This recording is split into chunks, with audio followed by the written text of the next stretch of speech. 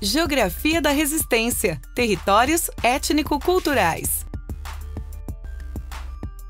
Se você decidir viajar pelo Brasil percorrendo todo o seu território, encontrará mais de 500 mil terras indígenas e 3 mil territórios quilombolas. Essas terras também podem ser chamadas de territórios de resistência. A miscigenação e a diversidade são as principais características do povo brasileiro. Essa mistura começou no encontro dos indígenas com os colonizadores portugueses que chegaram ao Brasil com o objetivo de explorá-lo e colonizá-lo. Algumas décadas depois, outro grupo étnico passou a ocupar o território brasileiro. Eram os africanos, que foram trazidos à força da África para cá pelos portugueses para trabalharem como escravos. Ao longo de nossa história, o encontro e a convivência desses povos em nosso território foram marcados por lutas e muita resistência contra a submissão que os colonizadores impuseram aos indígenas e africanos, como a escravização, a morte, a invasão de terras, o desrespeito à sua cultura, entre outras coisas. Os indígenas, sempre que conseguiram, optaram pelo isolamento, ou seja, se afastavam dos colonizadores para conseguirem viver em liberdade e praticar a sua cultura.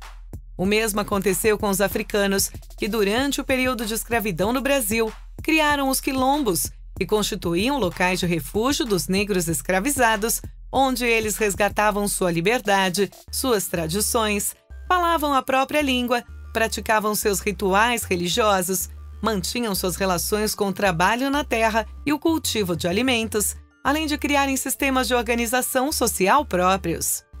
Muitos dos quilombos formados no Brasil, por estarem em locais afastados, permaneceram ativos após a abolição da escravatura em 1888 e deram origem a muitas comunidades quilombolas que ainda existem atualmente e que também podem ser chamadas de quilombos remanescentes.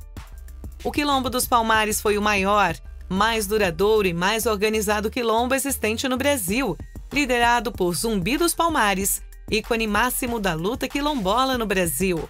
Um dos quilombos que existem até hoje é o Quilombo Urbano Areal da Baronesa, localizado em Porto Alegre, no sul do Brasil. Nesse local, os habitantes possuem raízes. Ali viveram suas famílias e toda a comunidade. É como uma grande família também. A comunidade Tecoa-Itu é um exemplo de comunidade indígena que também existe até os dias de hoje. Ela fica na cidade de São Paulo e é formada por índios guaranis. Assim como essa comunidade, existem muitas outras que lutam pela preservação e demarcação de seus territórios e preservação de suas culturas, como é o caso dessa outra aldeia em Alagoas, da tribo Cariri-Chocó. Apesar de comunidades como essas manterem a história e a cultura de seus povos, elas também passam por dificuldades.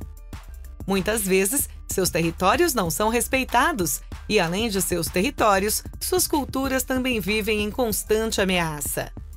Faz parte do dia a dia dessas comunidades batalhar por uma vida melhor, por demarcação de terras, por preservação, respeito e fortalecimento da cultura indígena no país.